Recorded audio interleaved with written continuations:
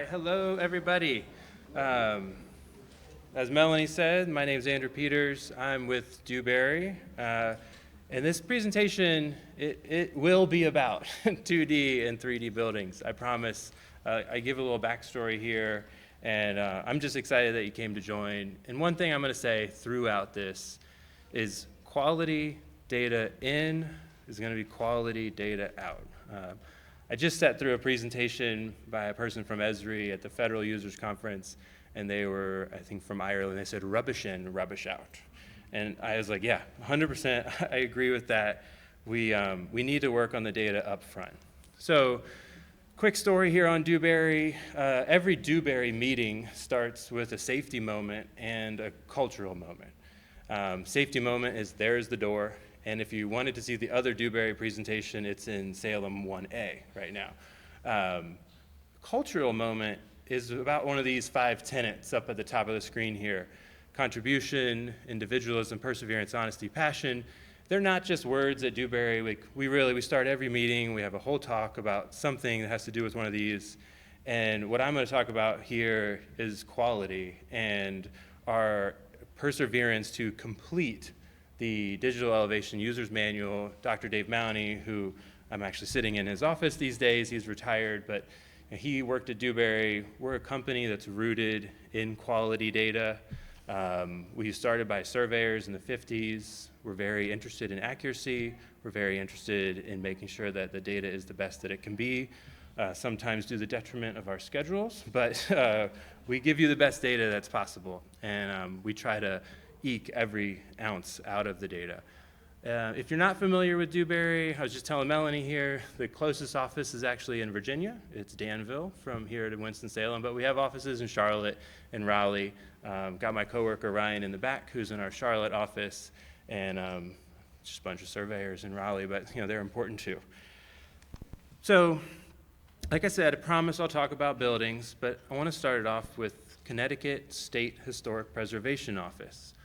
We, with our eyes set on quality, went to them and met with them about a project where they wanted to revolutionize their historic preservation system. They had boxes and boxes of data in nationally registered buildings, and they had no way of easily sharing this data across the state. During COVID, we were coming into the office, masked up, unboxing data that was coming from the state, creating for them an entire online database where they can now look at data in a very friendly ArcGIS online kind of environment, and they can look up whether or not one Petticoat Lane has a nationally registered historic building nearby, and they can pull the documents. This is all stuff that they would have had to go to Hartford and work through a bunch of different bureaucracies to get the data. But now Connecticut has this data, and this really, rooted in quality and our attention to the quality, led to us being able to work with the state of Connecticut to develop and bring to bear the statewide Lidar collect and orthoimagery collect in 2023 and 2026.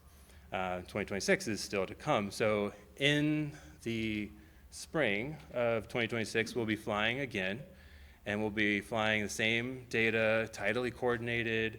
We'll be flying orthoimagery as quick as we can before the leaves pop, and then we'll be comparing the 2026 and 2023 data.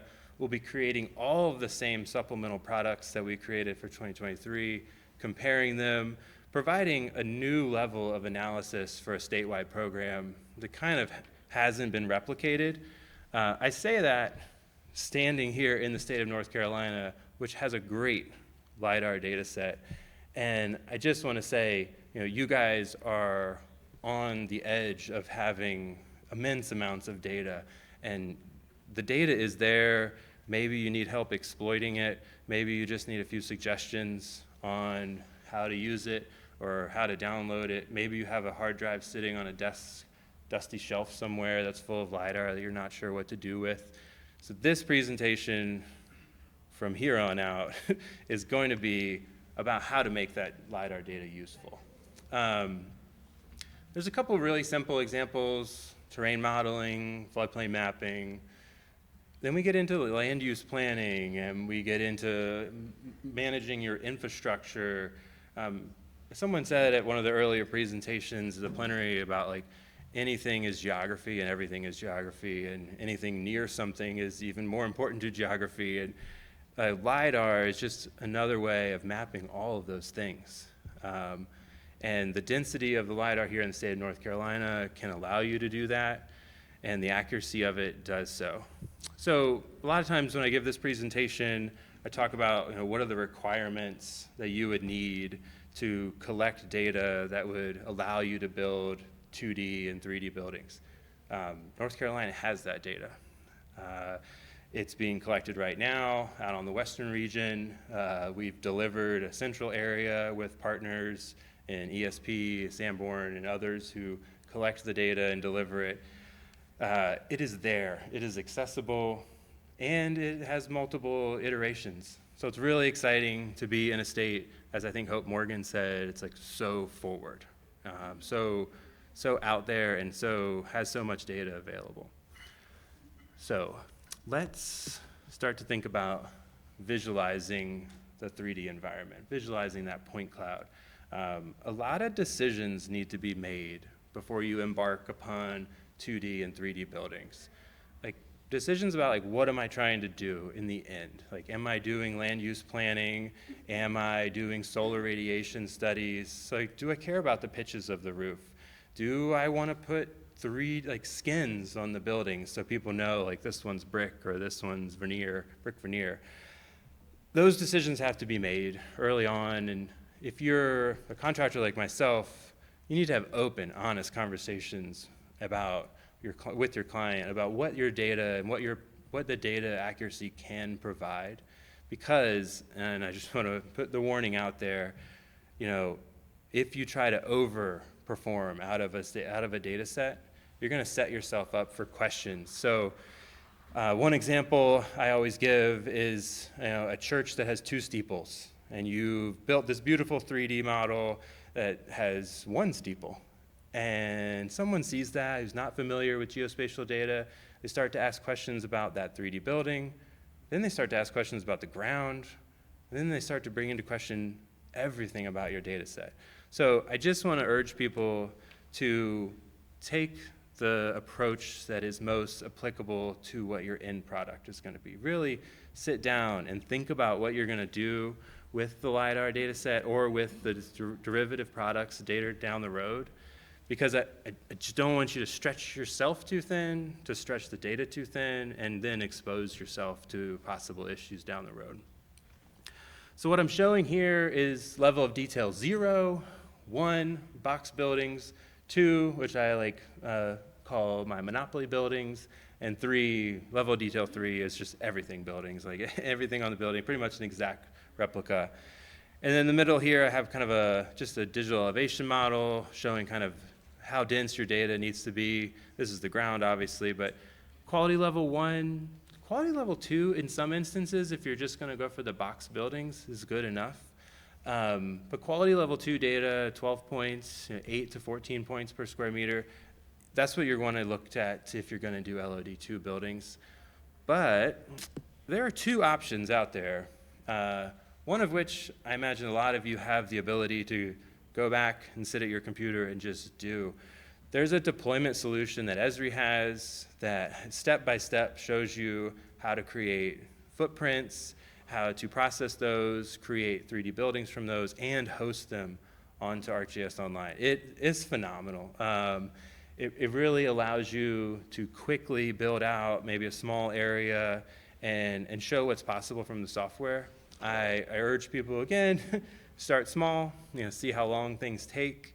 But all of the steps are laid out. There's downloads that you can do and just have all of the data. Here's some requirements. These slides will be posted, and if you have questions, please just ask me. But Esri's way is a way to deploy this solution in a small area, even on a statewide solution. We at Dewberry, when providing 1.5 million buildings to the state of Connecticut, we actually approached it 2 different ways. We tried the Esri solution. We ended up trying and using TerraSolid And what TerraSolid allows us to do is, one, stay in a software that we're using all the time for Lidar and process big amounts of data quickly. Also, it allowed us to parse out the data into kind of like form buildings, kind of doing all the residential at one point, doing all the industrial at another point. That way you can allow it to say, have different criteria for allowing it to understand like which pitch roofs and things are on the roofs and what you care about. Maybe you don't care about residential buildings that much. You just want to know, two sides of the roof and how it comes together. On an industrial building, maybe you want to be able to count the air conditioning units on it. These things are possible. Maybe you want to be able to see some emergency exits on the side. These things are possible. Both these solutions here, the Esri for building 3D buildings and the TerraSolid one, output 3D buildings from Lidar that has been classified to include a building class, a class 6 normally. Our process, though, has to start back at classifying that point cloud. So I have a document here, PDF, that shows how we classified the buildings using the Esri solution. Again, this is kind of the shallowest entry point for everybody. If you have an LASD, if it's not classified already to buildings class 6, here are some criteria. We had a minimum roof height of 8, a minimum building size of 75 square feet. All of these things are just dials you can turn up and down, and you can pick your size. We then aggregated those points, regularized those points, eliminated interior parts. And what that looks like is, creating the class, then making an aggregate polygon, regularizing it, eliminating those interior parts. That's what builds us our footprints. To build the footprint and to be accurate about your footprint, again, rubbish in, rubbish out is the most important part. I can't stress it enough. Like, your data could be as accurate as humanly possible, but if you have a badly shaped footprint, when the software, no matter which one you choose, wants to extrude the 3D building from an ill-fitted footprint, it warps it up, and you get these Willy Wonka-looking spire buildings, and that's just not good data practice. So really pay attention in the beginning to your footprints, how they're going to look, and I like to say use GIS to do more GIS. Take past information you have, take the parcels, take other footprints that you have, present information like Oak Ridge National Labs, they have a great building data set out there. Intersect it with the building footprints that you create or that you have and see how many intersections there are. Look at current orthoimagery. And then future uses, there's AI, ML models. You can input all of the planning data that a planning department that works with you may have about what they're tearing down or building or putting into place. Like, you could start to do some real cool analysis to understand how the buildings are changing over time. So once you do that, once your GIS data has been GISed as far as you can take it and your footprints are good, that's when you embark upon one of the solutions to go from multi-points to multi-patch. And what that ends up looking like is this is an exact multi-patch of a building in the state of Connecticut. And what it looks like here, as you spin it around a little bit, is it's an exact representation of what the point cloud look like. You can see the modeledness of it. This is not what you want to do analysis on. You need something more standard. So this is why we create 3D buildings. They're more Monopoly-esque. They're easier to do analysis on. And these were kind of one of our first sets of 3D buildings for a pilot area in the state of Connecticut. And we quickly learned that there's, again, dials that you can turn to better understand, the planar surfaces. And quickly you can start to see that if you change those dials, it changes even simple roof structures within a building and a building footprint. You can see here where the orange and the green don't align. Just by saying, take into account 5 more feet of planar surface on a roof line will change your entire roof type. I have another couple examples here of just some LOD2 buildings that have been created. Some of them even have nice, like gymnasium style roofs, that go like a half moon kind of shape over there. We've gotten a lot of air conditioning units on top of the roofs. We have an example here, and you have to go from top to bottom, where you can see we've added a half moon shape here on this building that then allowed the model to better understand that, oh, this is what this is, and it could interpret it better. So this is another example of how changing the 2D footprint underneath of the data then allows the 3D model to extrude a better building. So in wrapping up and in circling back to our original client, the State Historic Preservation Office, by doing this project with the state of Connecticut and getting to know the GIO, the State Historic Preservation Office now has an ability to zoom to any of their nationally registered buildings, some which don't have street view, some which don't have much records at all, and now they have a 3D building and they have a point cloud, and they could even learn new things. As I turn on and off the trees here in this one model, you can actually see in the backyard of this historic building there's actually a cemetery that wasn't mapped, and now it's going to become mapped. So by having this LiDAR data, they've been able to uncover more information, and it's just been an amazing resource for them, and it all started because we provided a quality product up front to that one client. I'm here. I have lots of other slides that show 3D buildings, and I'm here to answer any of your questions if there are any. What are some of the ideas Dewberry has? I'm sorry. No, you go ahead. What are some of the ideas Dewberry has to apply, just to what you've done with Connecticut? So I'll say that Connecticut is going to be using this for a lot of urban planning. They're interested in new build buildings being plopped into the middle of the model to see how it affects others. They're interested in doing solar radiation. They're interested in getting the Z value off the top of the building to understand what kind of fire equipment to send to an emergency. So they're tying in some of the next gen 911 and addressing stuff and getting some of that Z value information. Now you could say like that Z value information could have been on the 2D footprints, but now they have a 3D model and it's just better and they can see, and we start digital twinning the city. Right behind you.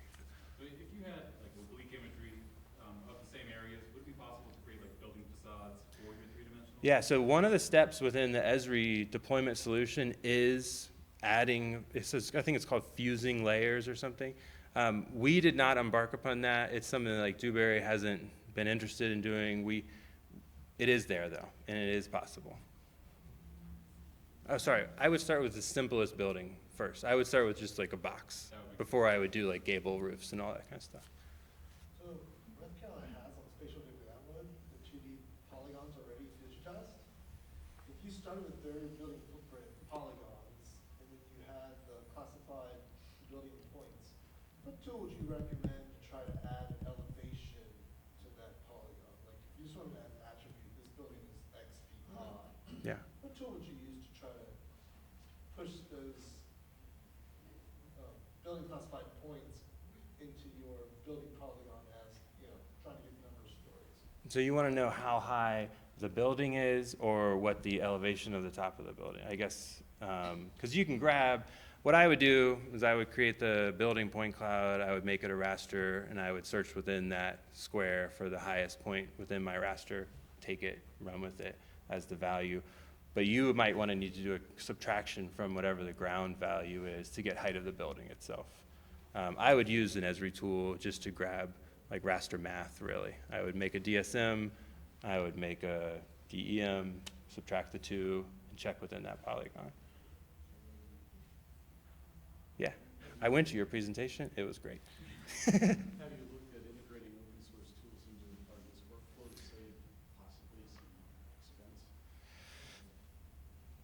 Short answer, no. Long answer, yes, because with the state of Connecticut, 1.5 million buildings, we could not, so the great thing about Esri, you can use the LAS data set, one data set for all of your points, all of your buildings, and you can start pulling out 3D buildings from that. With TerraSolid, you need to go per LAS file. So we actually had to create an LAS file per building. So we created 1.5 million LAS files that were buffered a little bit, that had a little bit of ground around them so it could understand where the building was being extruded from. One of my other coworkers did use some open source tools when they were creating all those small LAS files and dealing with all that file management. And I could get you that information. Well, I was thinking, it seems like COPIC format for LAZ would be a perfect format to use as a source data set for that. I'd be interested to talk. We have to do it again in 2026, so let's get in touch.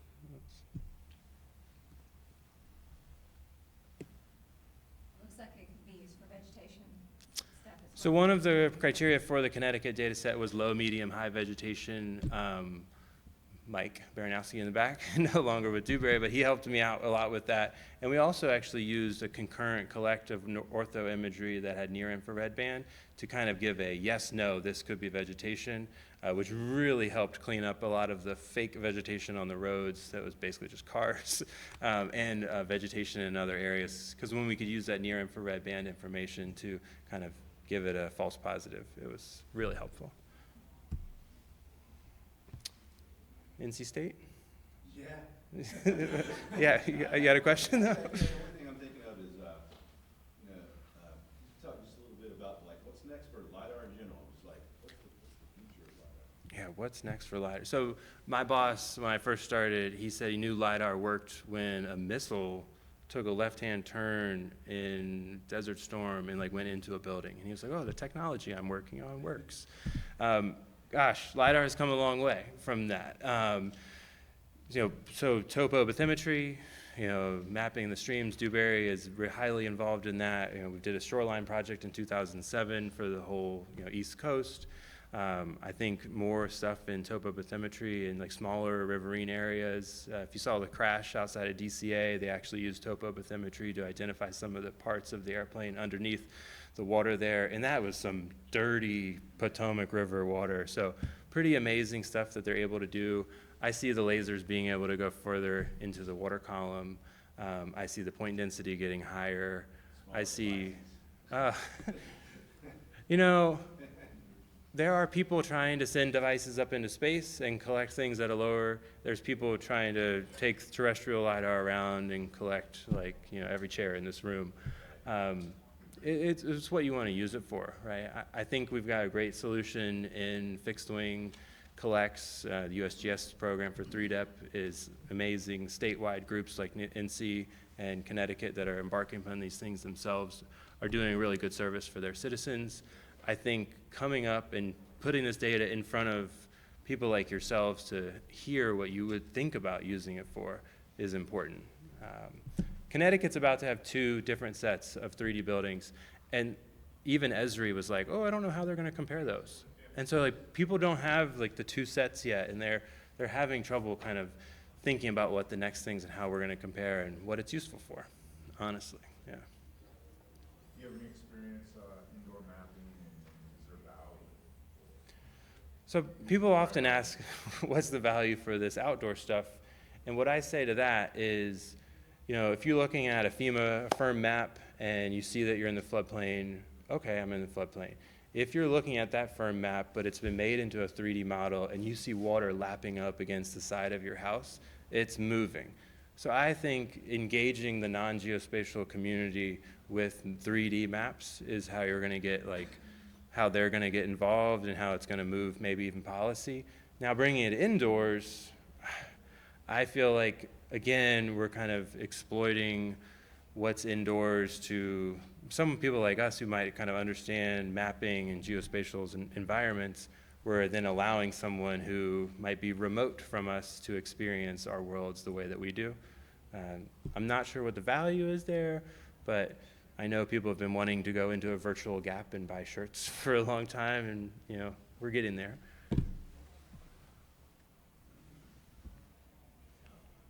All right, I'm here, and I'm here tomorrow.